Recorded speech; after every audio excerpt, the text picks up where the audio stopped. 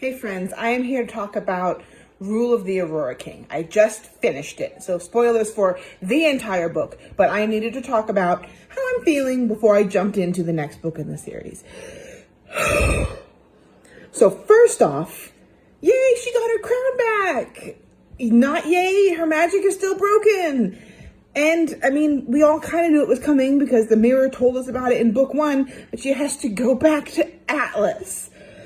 I don't want to see Atlas again. I don't like Atlas. I don't like Gabriel. I know that he has extenuating circumstances for his butt-like behavior, but he has yet to fix himself enough for me to excuse the butt-like behavior. So now we have to go back and see Atlas and Butt Boy. Not pleased with that.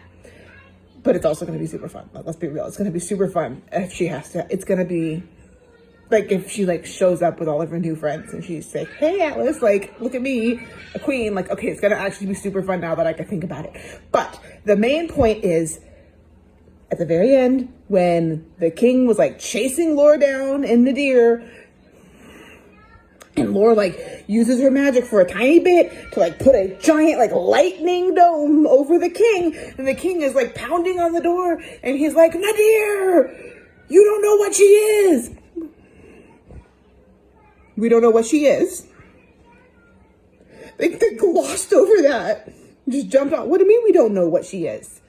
The child of two primaries, two rulers.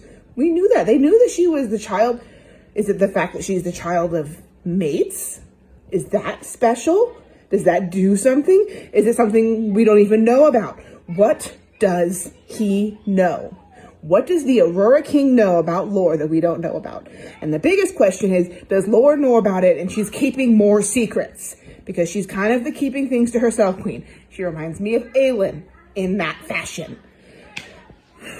But I can't stop thinking about it. And I don't know if I'm going to find out right away in the next book or what. But I'm sitting here going, what do we know about the king's motivations? We know he's a horrible person, but does he have other reasons for wanting to stop her from coming into power? Is there something about her that is inherently bad news? Is it going to strip everybody's magic again? I don't know. I cannot wait to jump into the next book. And then on the other entire side of things, we have Cersei and Wolf, which, Cersei was giving me weird vibes even from the beginning of the book. But at this point, I'm she's bad news. Cersei is bad news. She's so, burn the world down for power. It's almost shocking because at the very, very beginning, she almost seemed sane.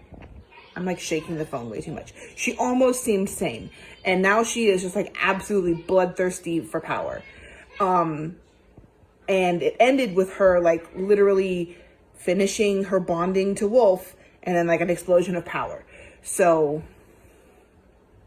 very curious where we're going to pick up on that story. I mean, we know that she didn't raise her, she had her baby and then bonded him. We know that she didn't raise the baby. We know that the baby does not get back to them. She doesn't have a lot of time. I don't think she's probably not dead yet. She probably has a little bit more time before. I mean, I'm assuming that she's going to have to finish dealing with things with her mom and finish dealing with a few more things with Ryan.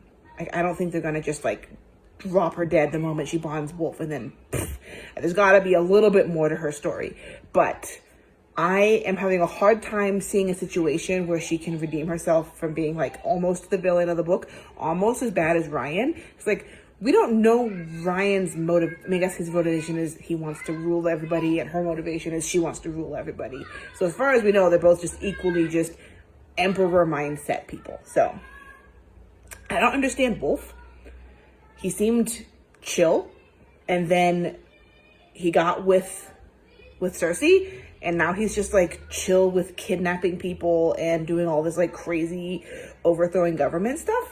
And I guess it's just because he loves Cersei so much. But I'm kind of dude, she's dragging you down. I know you're mates or whatever, but she is not good for him. She's bad news for Wolf. I feel his life would have been, except for the whole mates thing, I think in a lot of ways his life would have been a lot better if he had never met her. So, whoops on his part, I guess. It's really sad that, as far as we know, I don't think he's ever going to see his daughter again. Like, and that's really tragic, because I think all he really wanted was to like have a little baby and have a happy life. And then he married somebody who's like, I want to overthrow everybody. He's just along for the ride. So I will be starting the next book today, and we'll see what happens next. Talk soon.